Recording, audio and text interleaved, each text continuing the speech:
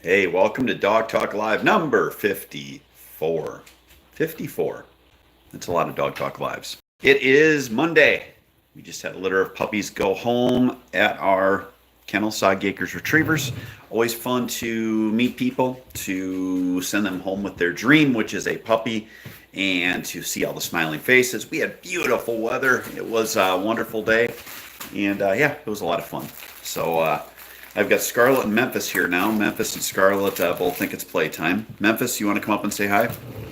Memphis, of course, is my pint-sized co-host for Dog Talk Live. As I'm getting attacked. She isn't much of a talker. She doesn't say a whole lot, but she adds to the aesthetics and cleans my face. So I hope everyone had a wonderful weekend. Please let me know where you're from. How you doing, Braden? Let me know what questions you have. We want to help you get involved with dogs, as well as hunting with dogs and the fun dog sports that are out there, as I'm getting mauled by Memphis. I also have Ace here. We got Scarlett here. Everyone is here. I guess the gang is all here. So it should be a good Dog Talk Live, as they're now knocking the phone off, so we're losing our YouTube. We put these up on YouTube as well. Someone asked me if we are doing these as a podcast. A podcast of sorts. We aren't putting them up as a actual podcast on a platform for podcast. Dog Talk Lives are held on our Facebook page. They are held on in our YouTube channel. Come on, out. So, other than getting mauled by dogs, let's talk. We've got Texas checking in. We've got South Dakota checking in. We've got Wisconsin checking in. The way Dog Talk Lives work, the best way to have them is to have you guys asking your questions so that we can help you and we can move forward. Manitoba checking in. We are in the last couple of weeks here with For the Dogs. Out. Pick it. Pick it. Pick it. Stop. My goodness. We're in the last 2 weeks for dogs till they go home with our first group. Now it's kind of like finishing school. It's taking them out, showing them different things. Today worked with them in water in a marsh setting. I've got a very, very unique property here. It's 23 acres. We can show the dogs a lot of different things. So today it was working on a marsh setting, and as we're early in the year, the cattails are just starting to grow, but I have a lot of dead cattails that are still from last year that are holdovers. So I've got one. It's a very thin line of cattails that is right out in front of us. So I've been throwing the bumpers out in front of the cattails. So today we start throwing them behind the cattails, so the dogs have to drive through the cattails to go grab the bumper. It doesn't seem like it would be very difficult, but dogs, when they hit structure that is in front of them, it is something that they do end up struggling with. So it is just basically putting them in positions so they're seeing things that are going to be similar to what they would see when they're out hunting. So today again was a marsh setting. I think tomorrow we're going to work on some areas that have woods that are flooded, so a flooded timber type look. I've got some tall grass that we worked in so that it's more of a heavy cover type thing so that we can get them out in there. Hello on YouTube. Thanks for checking in. Let us know what questions you have. Let us know where you're from. But again, it's just showing them that experience so that they're going to be more well-rounded when we get to season. Indiana checking in. We got Arkansas checking in. South Carolina, Denver, Colorado. Dirk Malanchik, how you doing? Again, if you're checking in, if this is the first time that you are on a Dog Talk Live, please, you type your question in as a comment. We will try to help you with that. And then it is, if you're watching this after the fact, after we are live, you can always type your question as a comment, even after the live event is over. I do come back and check these and try to answer any questions. If you have a question that you do not want to ask on Dog Talk Live because you are either embarrassed by it or it's just a private question about your dog, sportingdogtv@gmail.com is my email. You can ask on my email. So feel free to check in and ask. To YouTube, if you have a question, it has to be about dogs or training or puppies. Go ahead and ask, and we will go from there. Let's see here if we got any questions.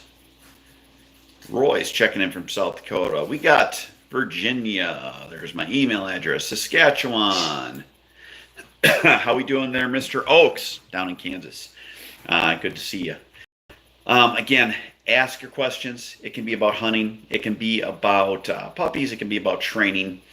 So this week, we're going to work again with birds every day. It's warmer this week. Today was about 60, but we're going to be pushing 80s and 80s the rest of the week. So we are going to be working probably pretty much exclusively in water. We will put some birds out and find them in our upland field. And again, how I do that, if you can imagine the person is walking straight down the field, I will put the bird both sides.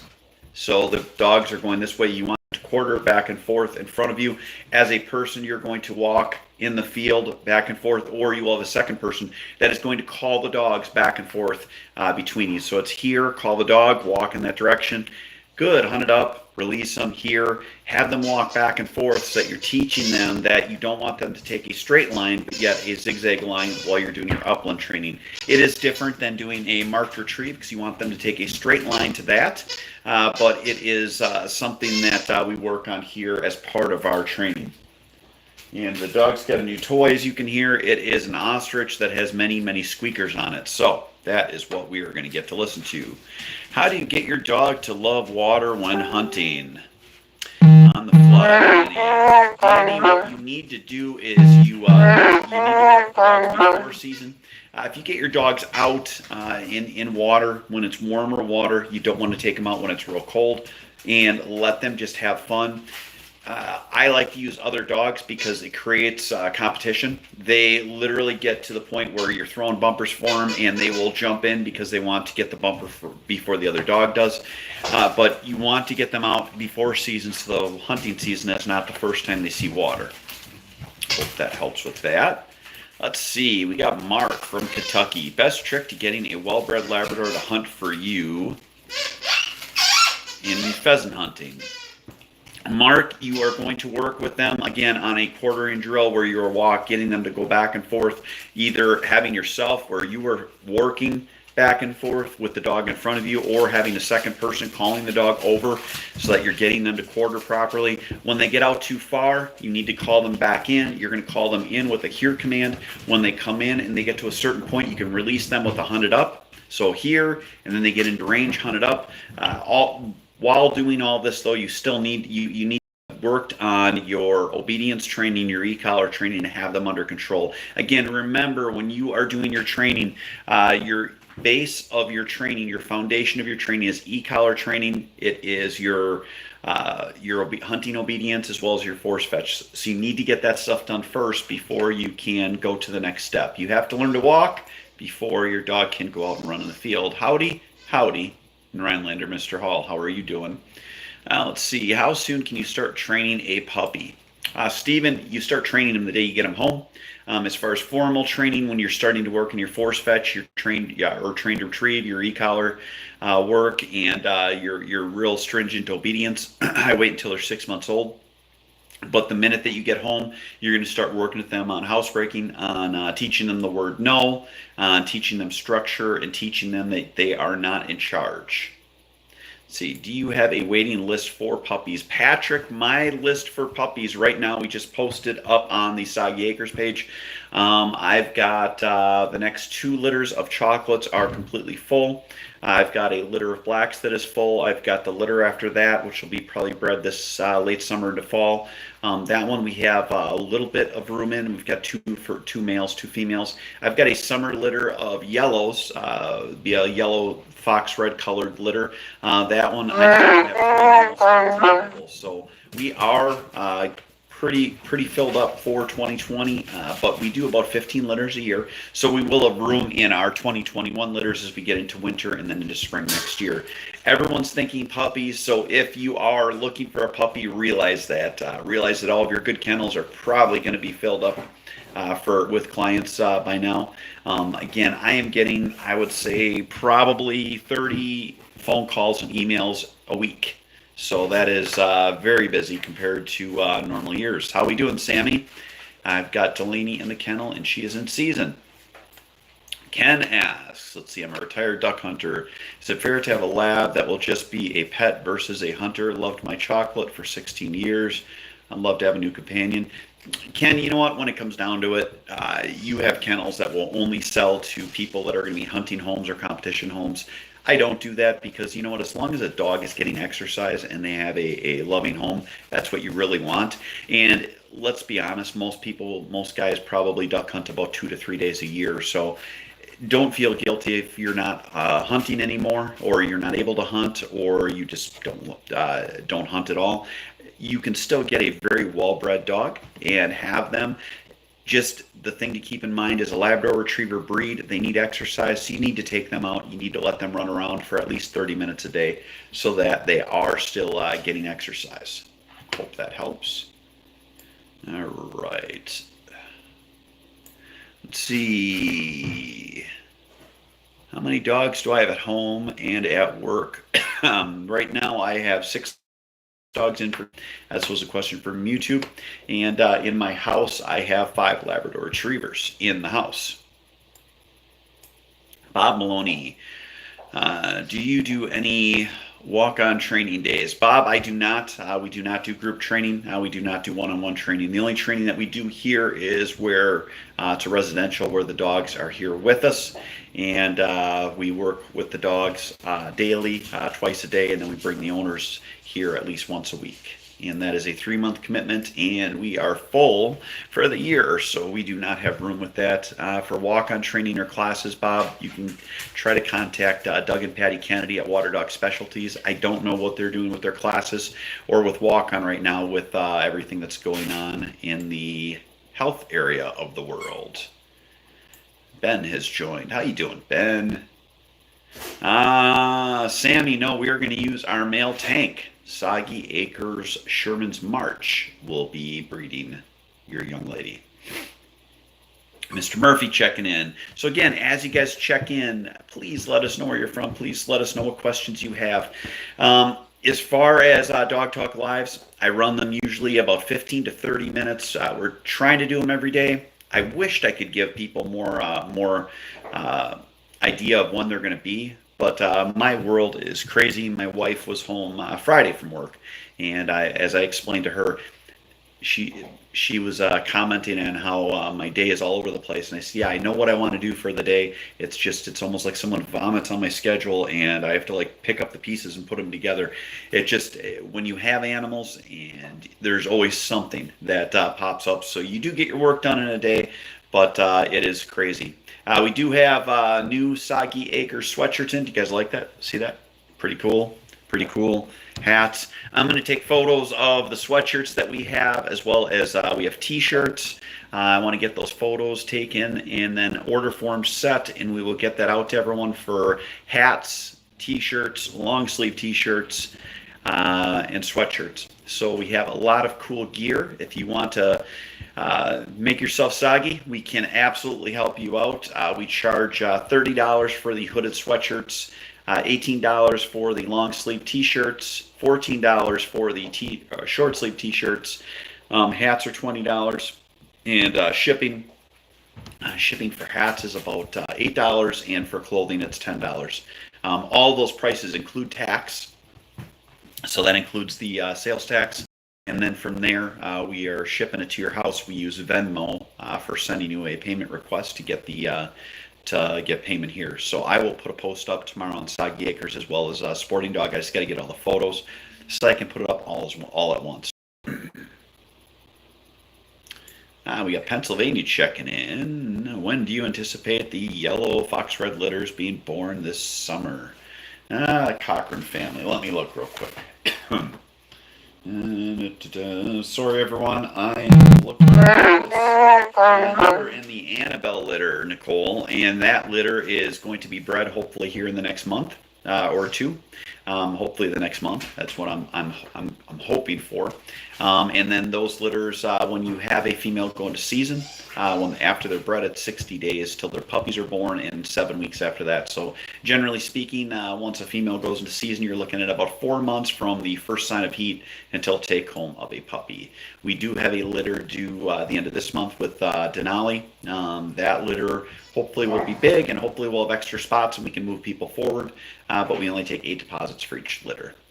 When do you recommend introduction to Gunfire to a pup, and how do you do it? Jeff asks. Jeff, I don't introduce a dog to Gunfire until they're after 6 months old, and that's when we have them in here. You can use what is called distraction training, which is where the puppy or dog is distracted. Again, I don't believe in puppies being introduced to Gunfire. It's just me. I think it's there's more negatives to it than positives.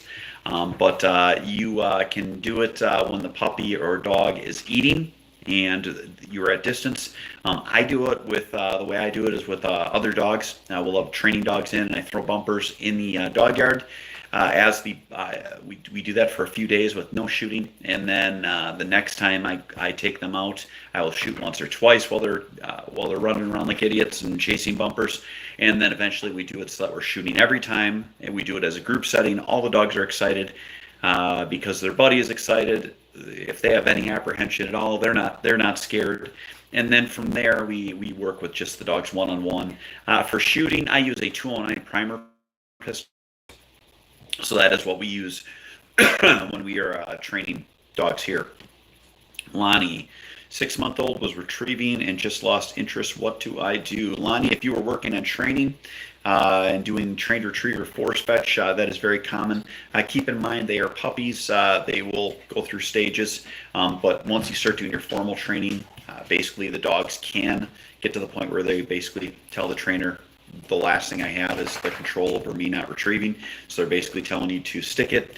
The other thing to keep in mind for everyone is that just because you have a hunting breed of dog does not mean that it will be a hunting dog. Pedigree, ability, all of that stuff that you get from quality breedings is what you need to look at. When you look at pedigrees from dogs, you will see field champions, master hunters on pedigrees from our kennel. Do all dogs need that? People will argue no. I will tell you that shows the ability of the past parents and parentage. And the easiest way to explain it would be if my wife and I had a child and we wanted to have that child go in the Olympics. It probably wouldn't happen because we don't have pedigree or natural ability.